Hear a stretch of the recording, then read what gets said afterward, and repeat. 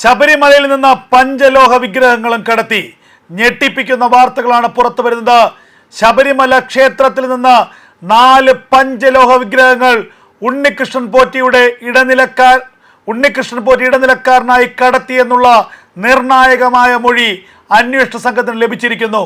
രമേശ് ചെന്നിത്തല ചൂണ്ടിക്കാട്ടിയ വിദേശ വ്യവസായിയാണ് അന്വേഷണ സംഘത്തിന് നിർണായകമായ മൊഴി നൽകിയത്. 2019-2020 കാലഘട്ടത്തിലാണ് ശബരിമല സന്നിധാനത്ത് നിന്നും പഞ്ചലോഹ വിഗ്രഹങ്ങൾ കടത്തിക്കൊണ്ടുപോയി ചെന്നൈ സ്വദേശിയായ ഡി മണി എന്ന വ്യവസായിക്ക് കൈമാറിയത്. തിരുവനന്തപുരത്ത് വച്ചായിരുന്നു ഈ കച്ചവടം ഉറപ്പിച്ചത്.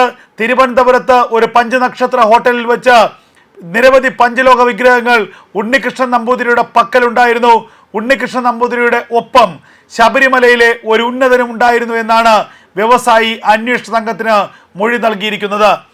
ഒരു വലിയ പെട്ടി നിറയെ, ഒരു കാർ നിറയെ പണം ഡി മണി സംഘം കൊണ്ടുവന്നിരുന്നു.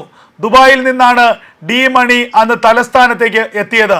അതേസമയം ഒരു കാറിൽ ദിണ്ടികളിൽ നിന്ന് പണം തിരുവനന്തപുരത്തേക്ക് എത്തുകയായിരുന്നു.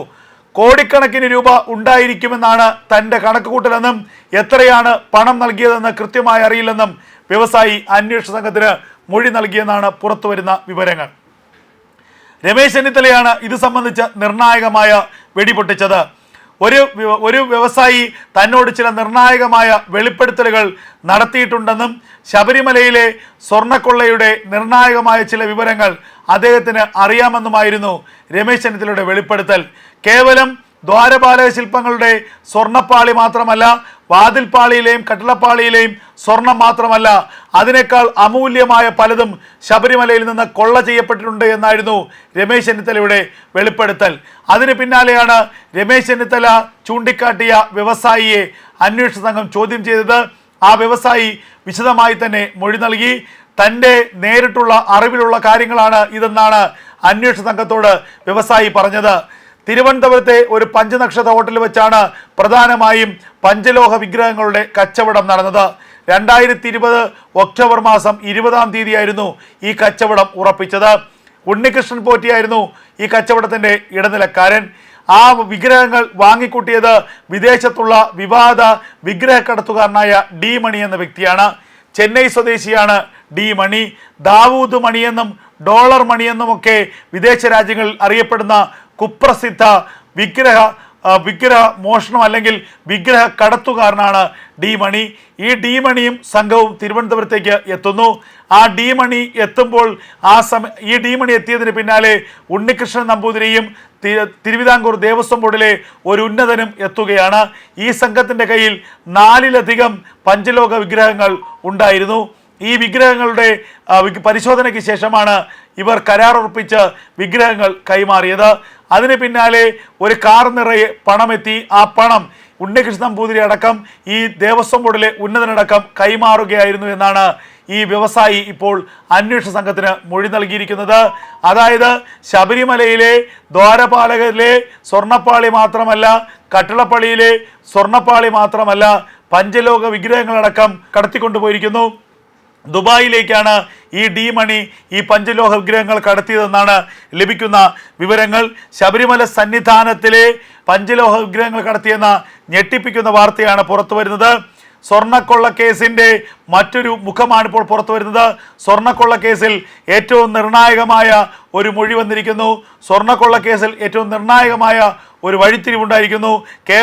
കേവലം സ്വർണ്ണപ്പാളി മാത്രമല്ല, അതായത് വിജയ് മല്യ പൊതിഞ്ഞു നൽകിയ സ്വർണ്ണപ്പാളി മാത്രമല്ല, അമൂല്യമായ വിലമതിക്കാനാകാത്ത ശബരിമല ശ്രീകോവിലിലെ അല്ലെങ്കിൽ ശബരിമല സന്നിധാനത്തെ 4 പഞ്ചലോഹ വിഗ്രഹങ്ങൾ കടത്തിയിരിക്കുന്നു. ഉണ്ണികൃഷ്ണൻ നമ്പൂതിരി ഇടനിലക്കാരനായിക്കൊണ്ട് തിരുവിതാംകൂർ ദേവസ്വം ബോർഡിലെ ഒരു ഉന്നതൻ്റെ സാന്നിധ്യത്തിലാണ് പഞ്ചലോഹ വിഗ്രഹങ്ങൾ കടത്തിയത് എന്ന് ഒരു വ്യവസായിയുടെ മൊഴി നൽകിയിരിക്കുന്നു. വിദേശ വ്യവസായിയുടെ മൊഴി ഞെട്ടിപ്പിക്കുന്നതാണ്. ശബരിമല സന്നിധാനത്ത് നടന്ന കൊള്ളയുടെ വ്യാപ്തി വ്യക്തമാക്കുന്നതാണ് ഈ മൊഴി. എന്തായാലും പ്രത്യേക അന്വേഷണ സംഘം ഈ വിദേശ വ്യവസായിയുടെ മൊഴി രേഖപ്പെടുത്തിയിരിക്കുന്നു. ഡി മണിയിലേക്ക് അന്വേഷണം തിരിയുകയാണ്. ആരാണ് ഡി മണി? ഇന്ത്യയുടെ വിവിധ ഭാഗങ്ങളിൽ നിന്ന്, വിവിധ സംസ്ഥാനങ്ങളിൽ നിന്ന് ഏറ്റവും പ്രാചീനമായിട്ടുള്ള വിഗ്രഹങ്ങളും പ്രാചീനമായിട്ടുള്ള മറ്റ് അമൂല്യ വസ്തുക്കളും ഒക്കെ തന്നെ വിദേശത്തേക്ക് കടത്തുന്ന പ്രധാനപ്പെട്ട സംഘത്തിൻ്റെ തലവനാണ് ഡി മണി എന്നറിയപ്പെടുന്ന ഡി മണി എന്നാണ് ലഭിക്കുന്ന വിവരം. ദാവൂദ് മണി എന്ന പേരിലും ഇയാൾ ദുബായിൽ അറിയപ്പെടുന്നുണ്ട്. അന്താരാഷ്ട്ര വിഗ്രഹക്കടത്ത് സംഘത്തിൻ്റെ തലവനാണ് ഡി മണി എന്നാണ് ലഭിക്കുന്ന വിവരങ്ങൾ. വലിയൊരു കള്ളക്കടത്ത് സംഘം തന്നെ ശബരിമല സ്വർണ്ണക്കൊള്ളയുടെ പിന്നിലുണ്ട് എന്നാണ് ഇതിലൂടെ ലഭിക്കുന്ന ഏറ്റവും സുപ്രധാനമായിട്ടുള്ള വിവരം. എന്തായാലും ശബരിമല സ്വർണ്ണക്കൊള്ള കേവലം ഒരു സ്വർണ്ണപ്പാളിയുടെ മോഷണം മാത്രമല്ല, ശബരിമലയിലെ അമൂല്യമായ വസ്തുക്കൾ നിരവധി എണ്ണം ഇതിനകം കൊള്ളയപ്പെട്ടിട്ടുണ്ട്. അതിന് 2019-20 കാലഘട്ടത്തിലെ തിരുവിതാംകൂർ ദേവസ്വം ബോർഡും തിരുവിതാംകൂർ ദേവസ്വം ബോർഡിന്റെ പ്രസിഡന്റുമാരും തിരുവിതാംകൂർ ദേവസ്വം ബോർഡിന്റെ കമ്മീഷണർ അടക്കമുള്ളവർ കൂട്ട് ചെയ്തിട്ടുണ്ട്, സഹായം ചെയ്തിട്ടുണ്ട് എന്നുള്ള ഏറ്റവും നിർണായകമായ മൊഴിയാണ് ഇപ്പോൾ പുറത്തു വരുന്നത്. സത്യത്തിൽ ഭക്തജനങ്ങൾ ഞെട്ടിത്തരിക്കുകയാണ്. ശബരിമലയിലെ പഞ്ചലോഹ വിഗ്രഹങ്ങൾ പോലും കടത്തിയിരിക്കുന്നു. ശബരിമല ശ്രീകോവിലിലെ അയ്യപ്പസ്വാമിയുടെ വിഗ്രഹം തന്നെ കടത്തിയോ എന്ന സംശയമാണ് ഉയരുന്നത്. ശബരിമലയിൽ നടന്ന കൊള്ളയുടെ വ്യാപ്തിയും ശബരിമലയിൽ നടന്ന കൊള്ളയുടെ വലിപ്പവും വ്യക്തമാക്കുന്നതാണ് ഇപ്പോൾ പുറത്തു വരുന്ന വിവരങ്ങൾ. ശബരിമല ശ്രീകോവിലിൽ നിന്ന്, ശബരിമല സന്നിധാനത്ത് നിന്ന് 4 പഞ്ചലോഹ വിഗ്രഹങ്ങൾ കൂടി വിദേശത്തേക്ക് കടത്തിയിരിക്കുന്നു. കടത്തിക്കൊണ്ടുവന്നത് ഉണ്ണികൃഷ്ണൻ നമ്പൂതിരിയാണ്. ഒപ്പമുണ്ടായിരുന്നത് തിരുവിതാംകൂർ ദേവസ്വം ബോർഡിലെ ഉന്നതനാണ്.